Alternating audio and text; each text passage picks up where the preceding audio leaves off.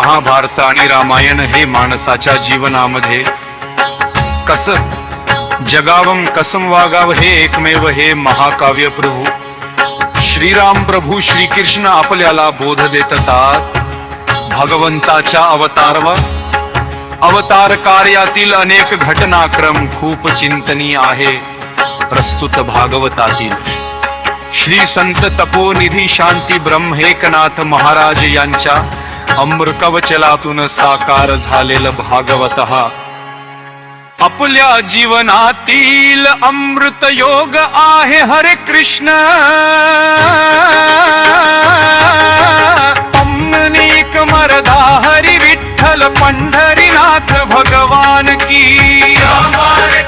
जय माऊली ज्ञानेश्वर महाराज की जय. जगद्गुरु संत तुकाराम महाराज की जय. आज आपण एकनाथ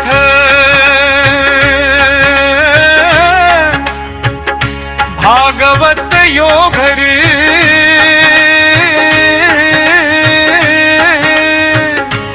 थोड चिंतन करूया.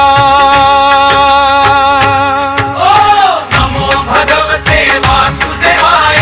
भागवता सारखा पवित्र ग्रंथाचा ग्रंथ देवर श्रद्धा करून समजत नाही त्यासाठी गुरु कृपा.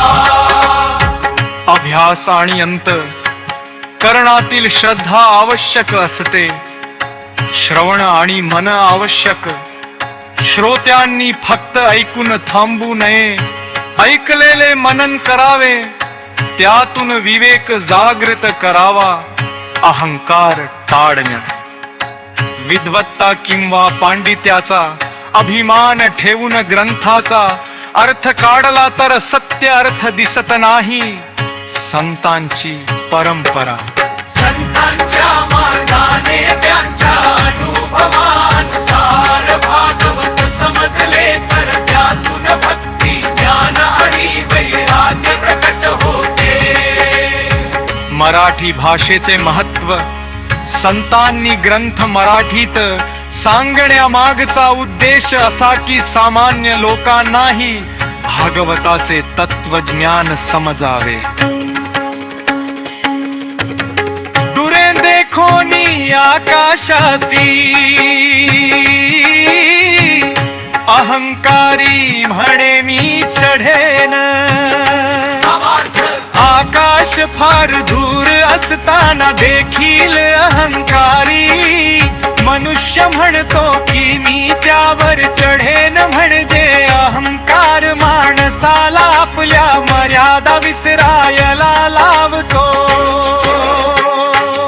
या परी अध्ययन करिता जरीही वेदशास्त्रांचा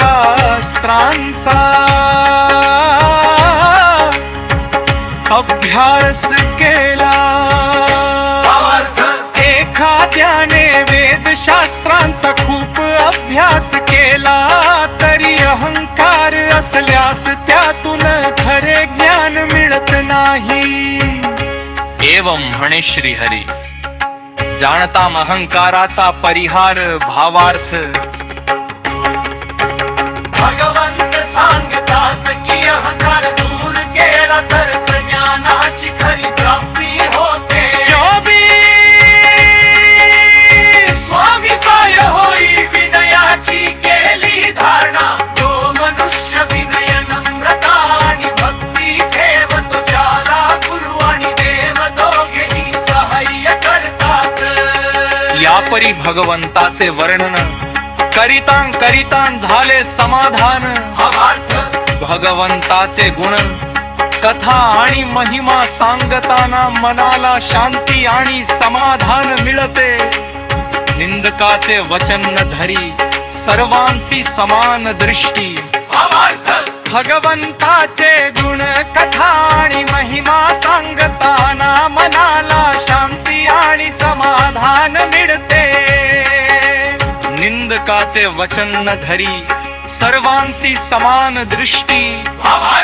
जो खरा साधक असतो तो निंदा स्तुती कोणाकडे लक्ष देत नाही आणि सर्वांकडे समान दृष्टी ठेवतो. अहंकारामुळे ज्ञानाचा नाश. संत म्हणतात की माणूस कधी कधी थोडे ज्ञान मिळाले की सदाला सर्वज्ञ समजतो.